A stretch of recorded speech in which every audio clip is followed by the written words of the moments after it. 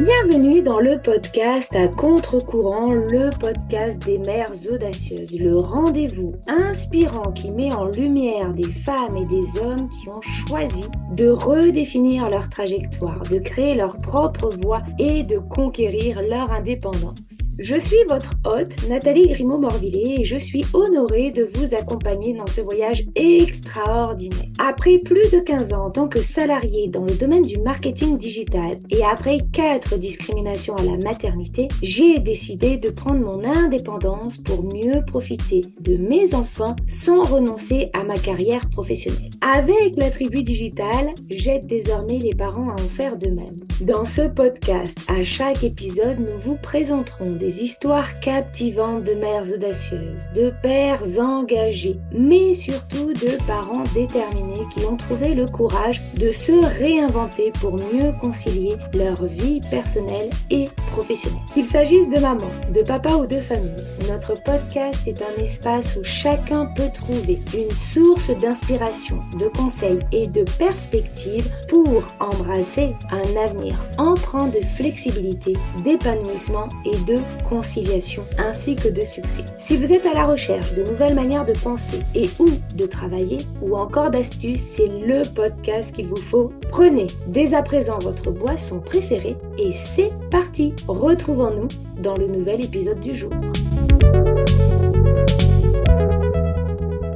Bonjour à toutes et à tous et bienvenue dans notre nouvel épisode de podcast à contre-courant, le podcast des mères audacieuses. Aujourd'hui, je reçois une entrepreneuse qui a choisi de prendre un chemin à contre-courant avant de devenir maman. Après plusieurs expériences en entreprise qui ne lui ont pas convenu, elle a décidé de se mettre à son compte en 2019. Une décision qui a pris encore plus de sens lorsqu'elle est devenue maman en 2020, puis une deuxième fois en 2023. Avec un conjoint médecin aux horaires chargés, Alice a choisi d'adapter son activité pour être présente au quotidien auprès de ses enfants. Pour elle, la famille passe avant tout et le travail vient en second. Dans cet épisode, elle nous partage son parcours, ses choix, sa vision d'une maternité alignée avec ses valeurs. Et je suis ravie aujourd'hui de l'accueillir. Bonjour Alice. Bonjour. Pour commencer cet épisode, est-ce que tu peux te présenter à celles et ceux qui nous écoutent? Oui, alors bonjour, moi c'est Alice Pellet, je suis graphiste et illustratrice à mon compte depuis 2019. Je travaille surtout avec des entreprises pour la création d'identité visuelle et packaging, emballage, étiquette pour les métiers de bouche ou la cosmétique. Et je suis maman de 2 enfants, Ambre qui a 4 ans et demi et Raphaël qui a 2 ans.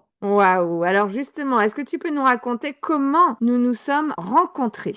C'est sous la recommandation d'une entrepreneuse aussi qui s'appelle Marina Décollation et qui me semble qu'elle est passée chez vous il y a peut-être, je sais pas, 2 ans, un truc comme ça. Tout à fait, il y a pas mal de temps. Voilà, elle m'a parlé de vos podcasts et je me suis dit: «Bon, pourquoi pas?» parce que c'est une thématique, auquel, je comprends et j'adhère. Effectivement. Ben, on pourra mettre le lien d'ailleurs du podcast de Marina dans la description de cet épisode. Alors, si tu étais une femme à impact connu, qui serais-tu, mais surtout pourquoi? Alors, j'ai pensé à Julia Roberts parce que c'est une super maman, de 3 adolescents et elle est engagée au niveau climatique et c'est une thématique auquel, enfin, j'adhère aussi, beaucoup.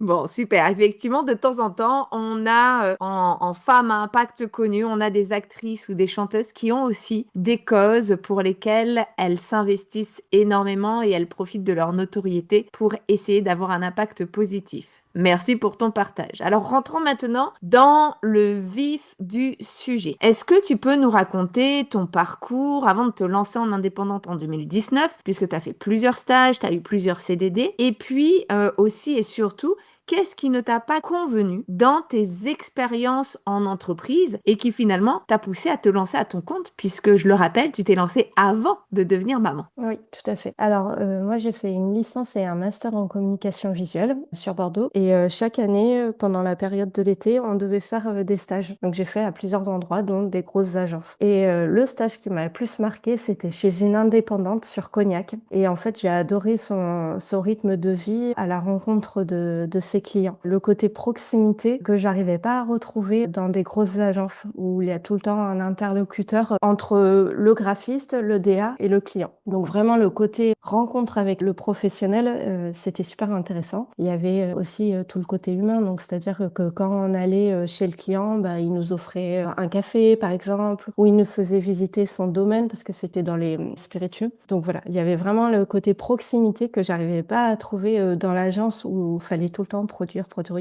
Quand j'ai terminé mon master, je me suis dit, par rapport à tous les stages que j'ai fait, vraiment la plus chouette expérience, c'était chez l'indépendante. Donc j'ai décidé de faire différents CDD dans différents endroits. J'en ai fait toujours dans les packaging, en vin et spiritueux, un dans une start-up où je faisais site internet, application mobile, et un autre qui était au département des Landes, Landes Attractivité maintenant, où je faisais beaucoup de mise en page. Et après, avec mon conjoint, comme il est médecin, il voulait être médecin rural et il s'est installé sur Samadé. Et du coup, dans les Landes, il n'y avait pas d'agence qui me plaisait et je me suis dit, bon, bah, c'est le moment de se lancer vu qu'il n'y a rien qui me plaît, autant le construire moi-même. Donc voilà, c'est là où je me suis lancée en tant qu'indépendante, en 2019. En 2019, donc avant de devenir maman, d'ailleurs tu es Ouais. devenue maman, j'en parlais en introduction, en 2020 et en 2023. Et lors de la préparation de cet épisode, on a parlé justement un peu du côté maternité, en tout cas de ce que tu voulais pas pour tes enfants et de ton rapport au travail depuis que tu es maman. Est-ce que justement tu peux nous expliquer comment la maternité a changé finalement ton rapport au travail?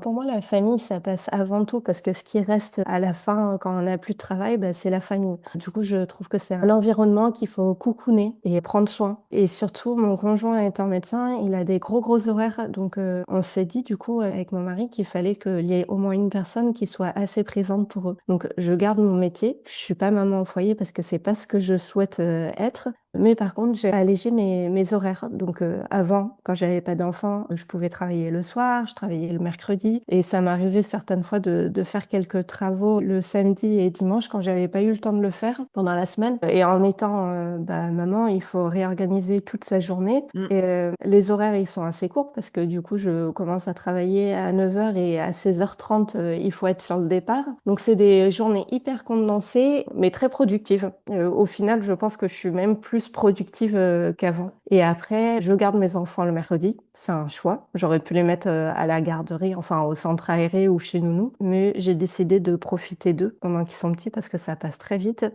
Et c'est pareil. Le samedi et dimanche, c'est pareil. Je souhaite être présent à 100% avec eux. Et le soir, pareil. Quand ils rentrent à la maison, j'ai envie de les chérir et de passer des moments avec eux.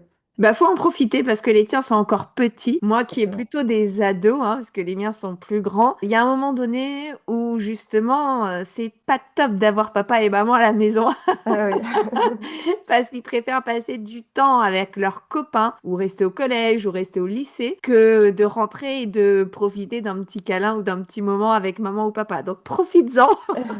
Oui. Après, je pense que effectivement, quand ils seront plus grands, bah, je réajusterai mes journées de travail. Mais pour l'instant, bah, je profite d'eux. Tu as bien raison. Dans cette nouvelle organisation, parce que tu expliques justement que tes journées sont hyper condensées, hein, puisque tu te cales sur les horaires de l'école et puis les horaires, je suppose, de la crèche, quelles ont été peut-être les plus grandes difficultés dans cette réorganisation, mais aussi et surtout tes plus belles victoires? Eh bien, organiser une journée, c'est pas simple. En fait, avant chaque début de semaine, je m'imprime un planning avec les 2 tâches principales à faire, mes 2 gros objectifs de la semaine. Et ces 2 gros objectifs, je les détaille en sous-objectifs. Et après, je me les mets en gros sur un planning hebdomadaire avec tous les rendez-vous et tout. Et du coup, je sais combien de temps il me reste pour chaque jour. Peut-être que le lundi, il va me rester 1 heure de libre. Peut-être que le mardi, je vais avoir 2 heures de libre. Et du coup, ces petits temps de créneau libre, bah, ça sera des petits travaux d'exécution que je vais faire pour avancer sur d'autres travaux. Mais c'est vrai que l'organisation d'un planning, c'est une tâche qui prend quand même un peu de temps, mais qui au final fait gagner du temps. Moi, quand j'ai commencé à travailler en tant qu'indépendante sans enfant, je faisais pas du tout ça. C'était un peu freestyle. Donc, au final, je perdais plus de temps à réfléchir. Bon, bah, peut-être qu'il faut que je fasse ça. Enfin, enfin, je m'organisais mal, quoi. Oui, peut-être que tu te disais: «Bon, aujourd'hui, j'ai envie de faire ça, donc on va faire ça» et puis il y avait une tâche qui était plus prioritaire, mais que tu avais peut-être laissée de côté pendant Oui, c'est plusieurs ça. jours, te disant: «Bon, on verra demain». C'est ça et au final, bon, comme j'étais toute seule avec mon mari, bah, du coup, je pouvais très bien le terminer le soir ou le week-end, il y avait pas de souci. Mais là, avec, les enfants, c'est juste pas possible. C'est vrai qu'effectivement, ça demande, une certaine organisation. Bah, merci en tout cas pour ce partage. Est-ce que tu as parfois ressenti une pression sociale ou professionnelle, hein, à prioriser finalement ta carrière? Et si oui, comment tu y as toi répondu? Ou pas d'ailleurs, hein, peut-être que tu t'es dit, «Ça vaut pas la peine que j'y réponde». Mais voilà, comment tu as réagi peut-être par rapport à cette pression de: «Il faut travailler et puis il faut aussi Mmh. éduquer ses enfants». Mais voilà, on dit souvent, «Il faut travailler, il faut s'investir dans son travail» et cetera. Je pense que là où je me suis plus questionnée, c'est pendant mes grossesses, où j'ai eu très, très peur. Mais pour les 2, j'ai eu très peur. Du coup, je peux pas démarcher pendant les grossesses parce qu'on n'a pas le droit de travailler si on veut le congé maternité. Et du coup, c'est très stressant parce que pendant 3 mois, on doit cesser toute activité. Et du coup, ça veut dire aucun revenu, ça veut dire aucun rappel qu'on existe à nos clients. Et ça, c'est très dur mentalement. Tellement que pour ma première, je m'étais dit, bon, bah, je m'arrête pas totalement. Je fais des petits travaux pour des clients. Mmh. Et par contre, au niveau des factures, ils me payeront après mon congé maternité, comme ça, j'avais pas de soucis. Donc, c'est ce que j'ai décidé de faire. Mais sauf qu'en fait, donc j'avais ma petite Ambre à côté parce que j'étais toujours en congé maternité. J'essayais de travailler à côté, mais en fait, c'était juste épuisant. J'arrivais Ouais. pas à gérer ma vie de nouvelle maman avec ma vie d'entrepreneuse. J'étais vraiment très, très fatiguée et j'arrivais pas. Et du coup, pour mon deuxième fils, mon deuxième bébé, je me suis dit, je peux pas travailler en fait. Faut vraiment que je fasse une grosse coupure. Mais du coup, c'est encore plus stressant parce que mentalement, il faut se dire qu'on arrête tout et que voilà, et que quand on revient, bah, faudra tout recommencer de nouveau. Même si on a déjà une offre, on a déjà une stratégie et tout, bah, c'est une remise en route de son travail, quoi. Mmh. Et c'est dur de se dire ça. Ouais, c'est clair et du coup, tes clientes, tu as fait comment? Est-ce que tu en as basculé, par exemple, chez d'autres prestataires avec qui tu avais, déjà échangé, des personnes de confiance? Est-ce que comme c'était des missions plutôt ponctuelles, bah, en fait, tu as pas pris de mission le temps de tes congés maternité? Comment tu as géré justement? Parce que parfois, on peut avoir des clients pour lesquels tous les mois, il y a besoin de sortir des Mmh. livrables. Du coup, mes clients fidèles où il fallait livrer des choses assez régulièrement, effectivement, je les orientais vers, des anciennes, copines, de fac qui sont freelance aussi. Et après pour les clients ponctuels, je leur disais que non, je pouvais juste pas travailler pour eux parce que j'étais en congé maternité. Alors il y en a qui ont été très compréhensifs et qui voulaient absolument travailler avec moi parce qu'ils adhèrent à ma manière de travailler, à mon style graphique. Et d'autres, ils étaient là: «Bon, bah, c'est pas grave, on va aller voir, quelqu'un d'autre». Et du coup, ça aussi mentalement, c'est compliqué de se dire: «Bah, mince, je loupe une opportunité». Mais bon, au final, je trouve que c'est mieux comme ça aussi, c'est, de mettre sa vie de famille en avant, de prioriser les choses. Le travail, c'est pas si important que ça. Au pire, c'est pas grave, je recommencerai après mon congé maternité. Ouais. Heu, Bah, c'est vrai que là, ça a peut-être permis de voir quels étaient les clients qui avaient les mêmes valeurs finalement que les tiennes. Parce que mmh. ceux qui ont compris ont une valeur peut-être famille plus importante, et puis ceux qui n'ont pas compris ont peut-être une valeur travail plus importante. Exactement et du coup, pendant le congé maternité, de Ambre, j'ai revu, parce que du coup, on réfléchit quand même au travail parce qu'en tant qu'indépendante, je pense qu'on réfléchit tout le temps à son travail et j'ai revu toute mon offre et par exemple, les entreprises auxquelles je m'adresse en priorité, c'est les entreprises familiales, qui ont des valeurs familiales, très soudées avec une histoire bien ancrée. Donc Waouh! au final, ma vie perso influence, aussi ma vie pro, enfin, c'est les mêmes valeurs. Oui, oui, bah, c'est clair, on peut pas rentrer dans des cases, hein, on est une seule et même personne, donc c'est sûr. Aujourd'hui, avec ton recul, donc 2 congés maternité en tant qu'indépendante, une activité en tant que maman de jeunes enfants, quel est le message que tu aimerais transmettre aux autres mamans qui hésitent peut-être à adapter leur vie professionnelle pour leurs enfants? Alors, le message, je pense qu'il faut s'accrocher en tant que maman indépendante, bah, pour avoir ses droits parce que la CPAM et les autres organismes ne sont pas très au courant, je trouve, surtout ceux des Landes, mais que sinon c'est une très belle expérience. Au niveau famille, je trouve que ça aide beaucoup parce que, par exemple, j'ai des parents à la sortie d'école, ils disent ils font des horaires énormes, ils terminent leur journée à 18h et même des fois ils travaillent le week-end alors qu'ils sont que salariés, donc ils ont même pas à travailler le week-end. Mmh Pour mh. eux, oui, parce que c'est leur conscience professionnelle, enfin, je suis OK avec ça.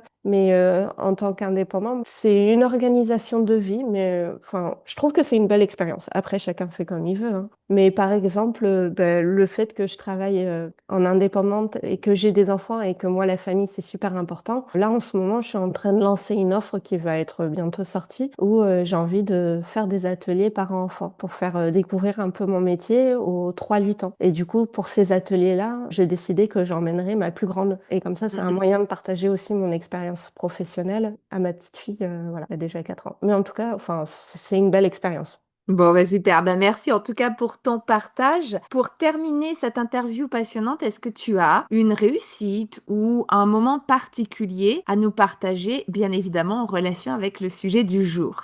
Eh beh, je pense que c'est le nouvel atelier que je suis en train de faire là, parents-enfants. Pour moi, c'est une réussite parce que c'est vraiment, allier ma vie pro avec, ma vie, perso et partager un moment convivial, entre parents et enfants. Mmh. Voilà.